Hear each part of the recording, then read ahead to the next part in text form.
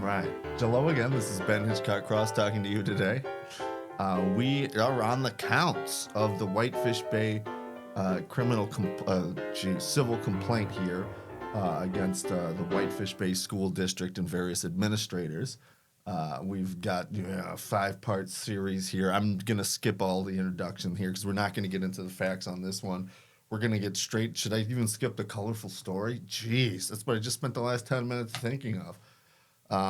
Lame, thanks, but lame.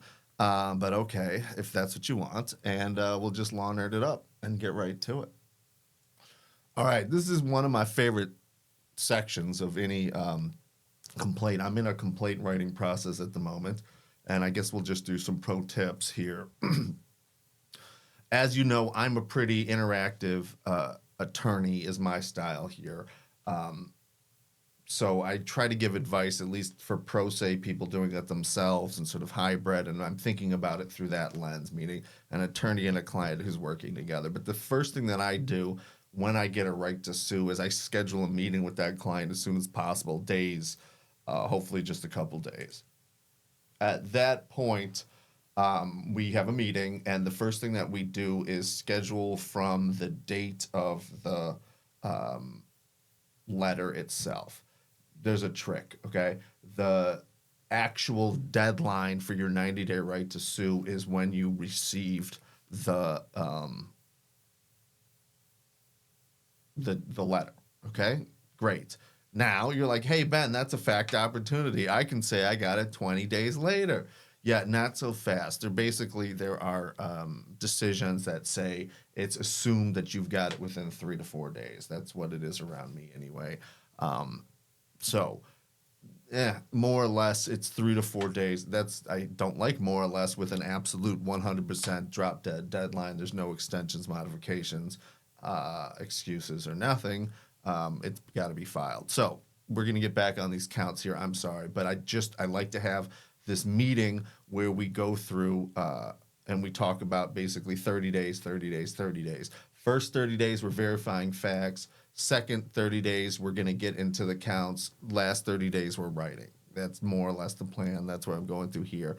Now we're through this fact section here, just in terms of now we're going through the counts. And the counts, you can think there's going to be some work back to it and so forth, but the counts are, I'm going to say, based on these allegations, you violated these laws generally, okay? And the concept here is notice pleading. So what does that mean? It means that you've given for due process, the person who has the lawsuit filed against them has the due process right to have at least some notice about what it is. So you can put a bunch of facts in there and then figure it out yourself. No, that's not good enough. You got to say how they violated the law. Only for fraud and some other things, you have to be very precise about it. That's what I'm trying to, but you have to at least narrow it down. And there's another thing in there that you need to often think of, especially for these first complex civil rights school cases. Who are the defendants for each count? Sometimes it says KK against all defendants. Okay, so she's doing that there, lining up the plaintiff here, KK, as opposed to the mother, and then against all defendants. So the school board, everybody, okay? And then it says 14th Amendment, getting narrower, via 1983. I think that has all the data points in there. I personally would probably have it via the 14th Amendment. My thing would probably be 3 lines long and extremely fancy and so forth. But there's no question that that's got takes all the boxes off. Plaintiff reincorporates and realleges all previous paragraphs. There's some debate about whether that's necessary or not. But when there's a debate, I think it's always safe to be on the side of put it in there. KK has a property interest in a public education under Article 10, Section 3 of the Wisconsin Constitution. That is good to know. That if anybody wants to take away something in here, you should do that. Now, you don't necessarily have to say the elements of the law in here, but you could just say she's got a property interest. You don't have to say, what I mean is, you need to say she's got a property interest, or he does. You don't need to say that how they acquire that interest. Doesn't hurt. Acting intentionally under the color of law, defendants deprive KK of said property interest by suspending him from school, barring him from participating in homecoming activities, and suspending him from the football team. KK has liberty interests. Ooh, and that's, remember, Fourth Amendment can't be deprived of life, liberty, or property without due process of law. So he's got a property interest, and now he's got a liberty interest. That's cool. I will 100% admit that I don't know enough about liberty interests, and particularly with relation to schools. I don't represent that many pupils, but I'm excited. All right, in his reputation in participating in school events, activities, and sports, and in pursuing his goal of attending college and playing collegiate sports. Okay. I would generally say I take away from that sentence that everybody has a liberty interest in their reputation. That's a fair thing to say, at least in the Seventh Circuit. Acting intentionally and under color of law, defendants caused KK reputational harm by entering a suspension in KK's disciplinary record, together with a statement that reads, KK verbally threatened another student during the homecoming parade on Marlborough Avenue, adjacent to the school grounds. Multiple students in his vicinity reported that he stated, I'm going to get my mom to shoot you during an argument with another student. Now, that's interesting. Why? Normally, these kind of charging document statements are privileged if they're made, especially in the context of law enforcement or the court proceedings here. But I'm assuming that they're not privileged because they are taken in the course of the school proceedings. So therefore, if it's untrue, it can be defamatory.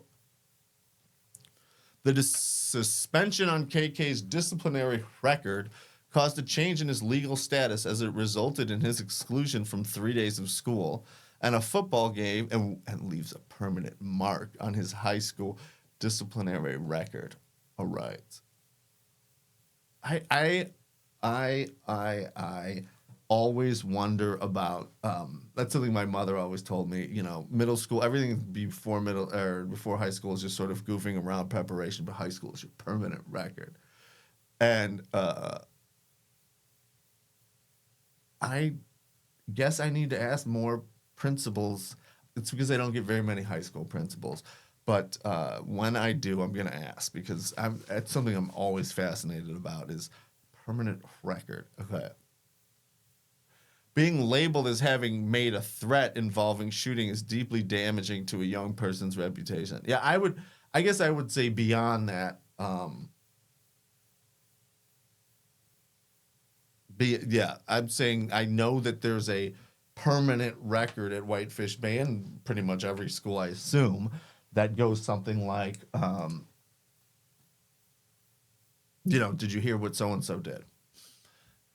Having a shooting threat falsely documented on a high school discipline record is likely to impede KK in the pursuit of college admission and an athletic scholarship. See, that's, again, I don't know how true or untrue that is, but it definitely, it is a potential harm. By entering the false statement on KK's disciplinary record, defendants caused him stigmatic harm that altered his legal status and rights.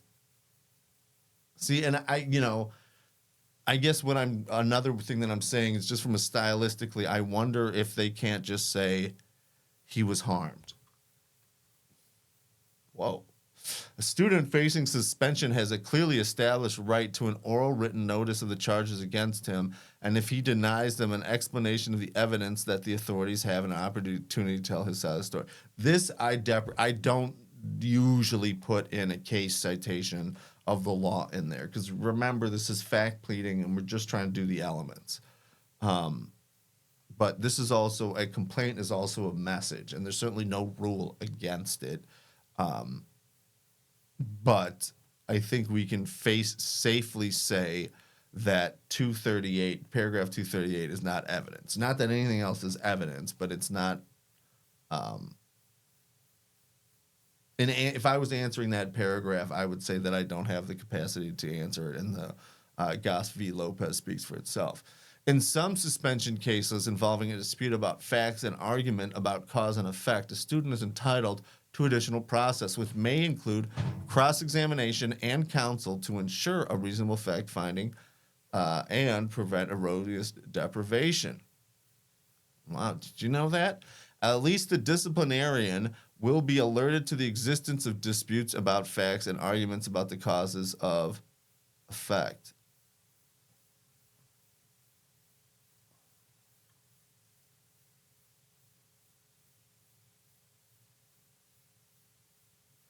Okay, I guess that's I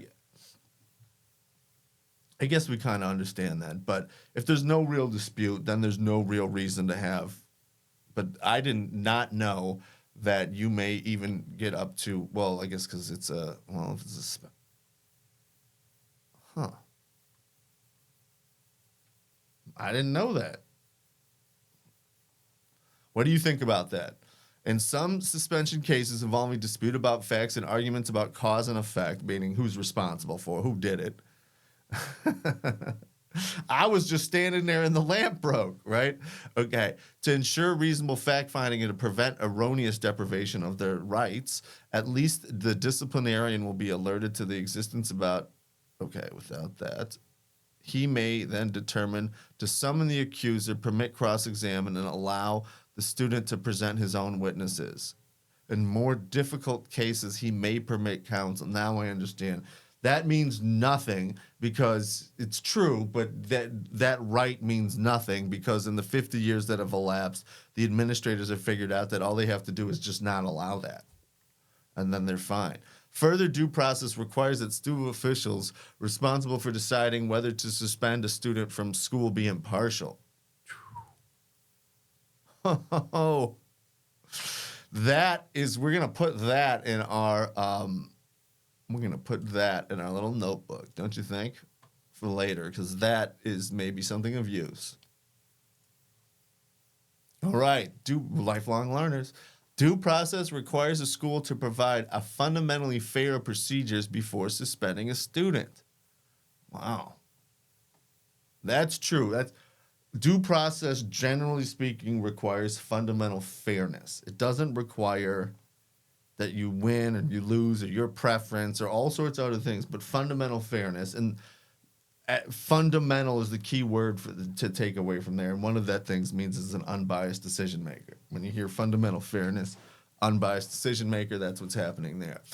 All right. Thank you for that lesson there. There's a lot of things I didn't know there. Defendant suspended KK and memorialized a reputation-damaging falsehood in his discipline record without adequate process in violation of KK's due process rights. In that, one, Levek and Henningsen repeatedly denied Ms. White and KK's request to know the number of witnesses and the name of witnesses who gave evidence against him. Number two, Henningsen told Ms. White the decision to suspend KK was supported by video evidence but refused to explain what the video evidence showed. Three, Levek and Henningsen did not interview KK until after they had interviewed multiple hostile witnesses, and they did not re-interview KK's accuser after their interview with KK.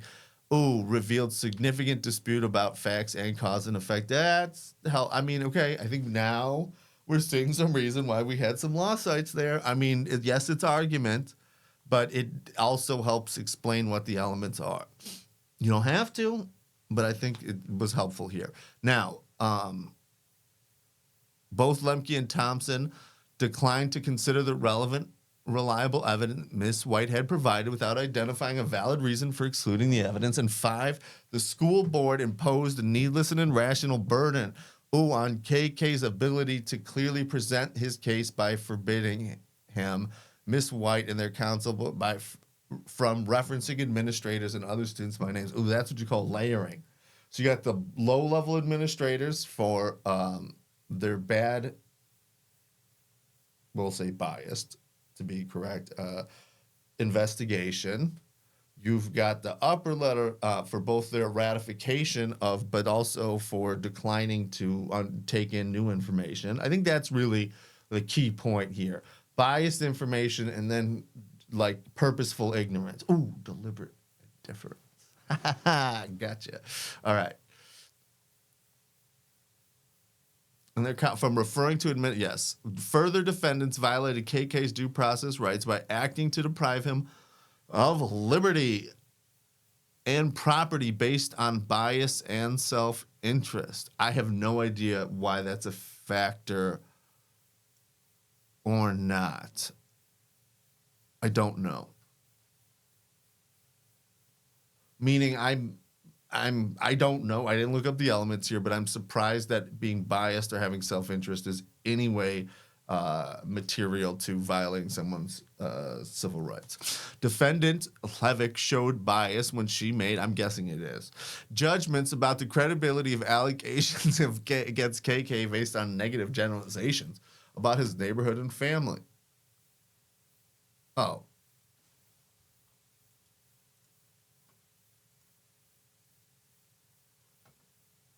Got it. That means fundamentally unfair. Sorry. Okay. 2, made judgments about the credibility of allegations against KK by misattributing MS's mother's gun threat to KK's mother, gave false information about KK and his mother to police, threatened Miss White with arrest when she attempted to advocate for KK. Now, just a quick note in here, as far as I know, KK's mother is African American or black. MS's mother's also black. That's hence the misattribution.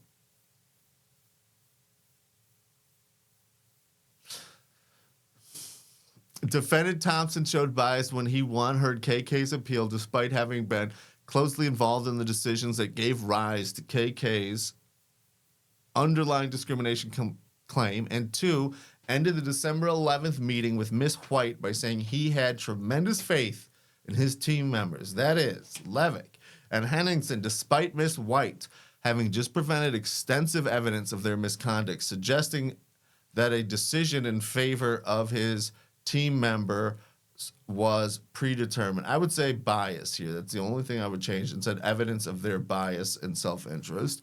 And 3, he repeatedly misstated and distorted or omitted facts and statements favorable to KK, the cover-up, and Miss White in his written decision so as to justify the actions of the, we'll say, lower-level administrators at the earlier stages of process.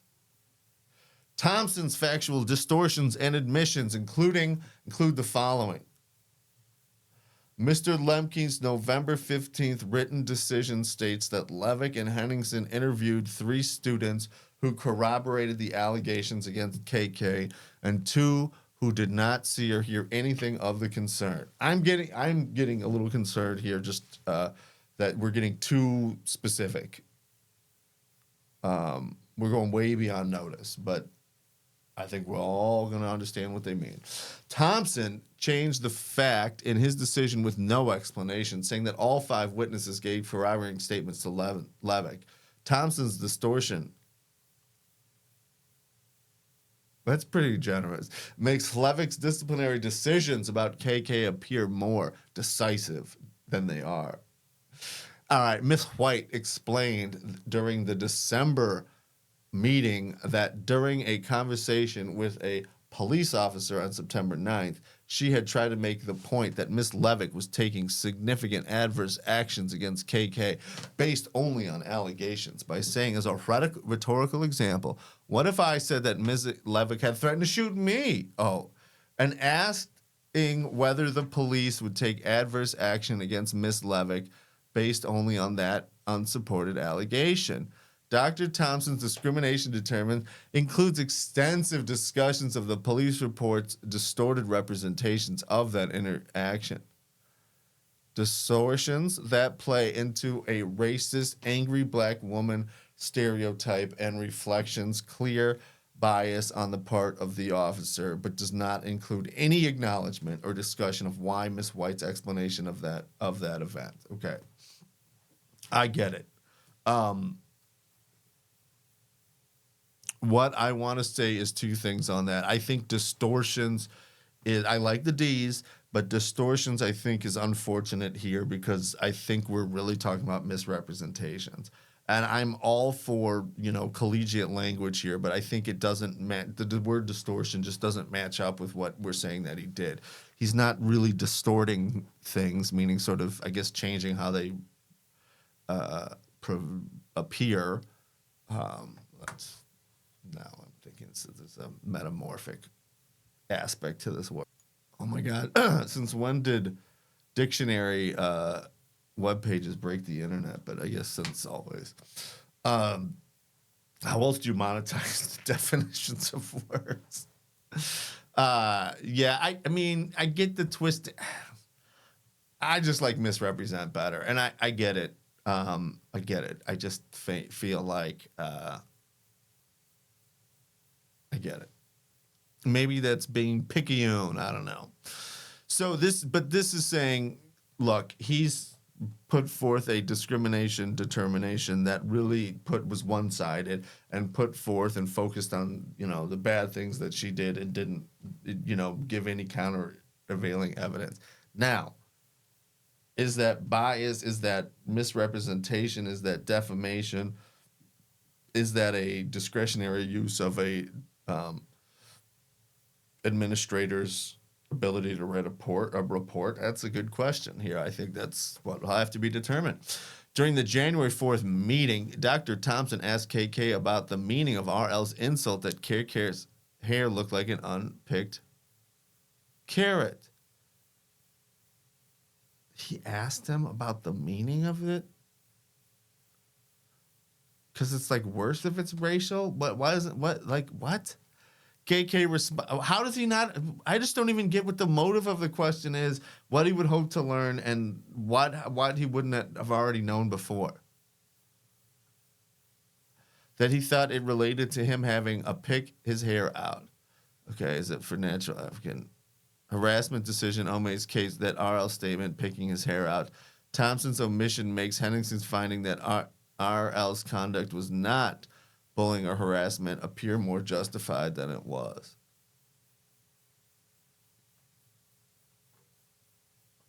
During the January 4th meeting, Dr. Thomsen spoke with KK about messages that KK had exchanged with MS. As Dr. Thomsen acknowledged, KK's participation involved asking MS to stop bothering him and MR. Dr. Thomsen's exact words during the meeting were, "In those exchanges, I noticed you saying, 'Stop this right. I don't want to be part of this.'" Dr. Thomsen also told KK he admired how KK told MS to leave him alone and told KK that he was not sure that the behavior from MS is going to change. Well, that's problematic. The district has had access to KK's and MS's text exchanges since last September, and they do in fact show KK asking MS to stop bothering him and MR. However, Dr. Thomsen's characterizations of the communications between KK and MS in the harassment determination portrays them as equal participants in an angry, bitter, and profane exchanges. Did he write that?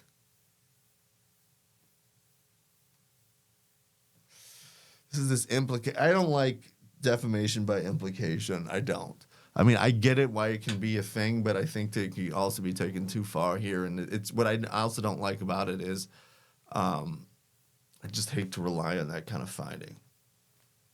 Thomsen changed his attitude toward those texts, makes the decision not to support KK or discipline MR following the altercation on September 8th football game appear more justified than it was.